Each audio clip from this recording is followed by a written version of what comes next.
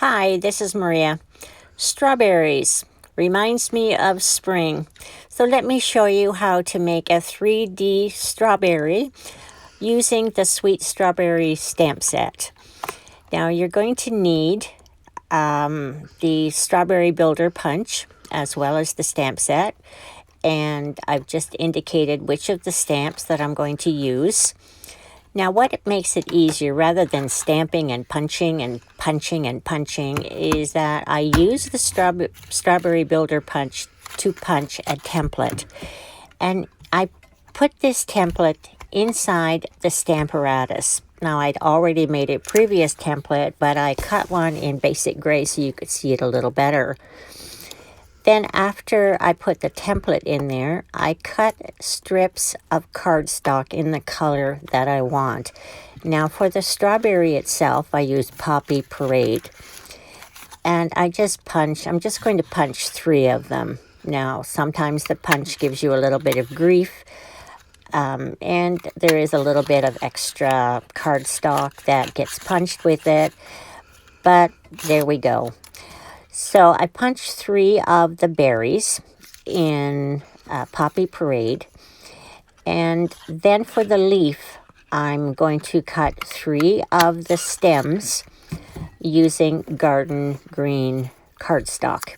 And again, I'll cut a little strip of garden green and I'll punch them out again with the Strawberry Builder punch.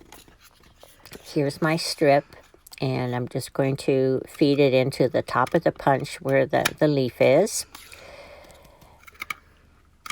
And each of the 3D strawberries has 3 of the little berry punches and 3 of the little leaves. And I like to stamp the image of the strawberries on each of the berries. It makes it look a little bit more realistic. So to use the Stamparatus to stamp on the punchies, you insert the punched strawberry right into the corresponding hole in the template.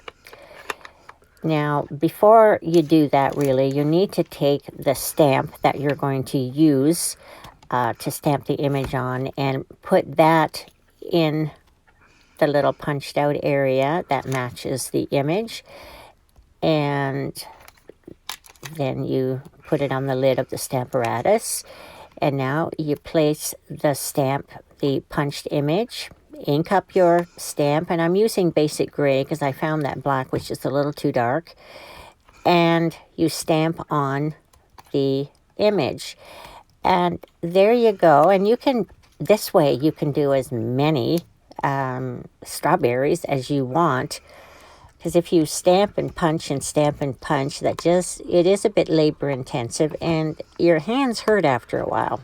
So there you go. I'm just doing 3 of them, and each time you just take a berry, insert it into the template, and stamp away. Now isn't that a lot easier? Now you can do that for any die cuts or punches or anything, is use the Stamparatus, make a template, and punch away. So now I'm going to do the little leaf at the top. And I'm going to get out the stamp from the stamp case. And I'll insert it into the template first to position it properly on the Stamparatus. Now, if you don't have a Stamparatus, obviously you can't do this, but so then you're going to have to punch it the usual way, stamp it and punch it. So now I'll insert the little leaf into the template, ink up the stamp with, and this time I have a little stamping spot, which are the little cubes of ink in garden green, and I'll stamp right on the leaf. Now I'll do that 3 times.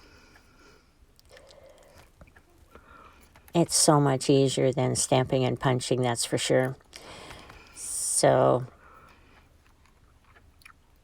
sometimes you have to fiddle around with the punchy in that sometimes it doesn't fit one way, so you have to turn it upside down.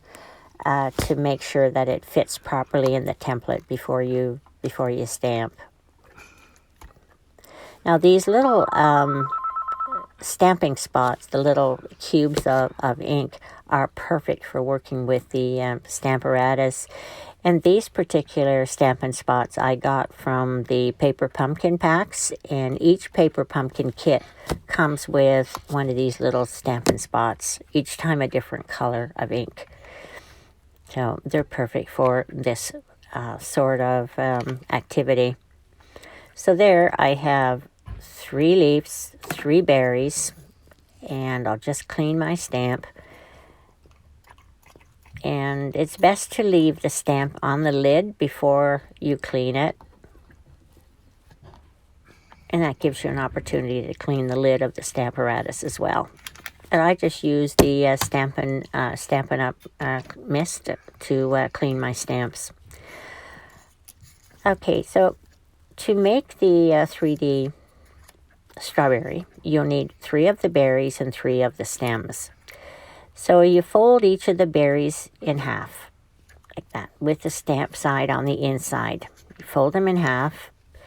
If you want, you can use the scoring tool to do this, but I didn't. I just folded it with my hands. And then you start gluing the pieces together with your Tombow glue.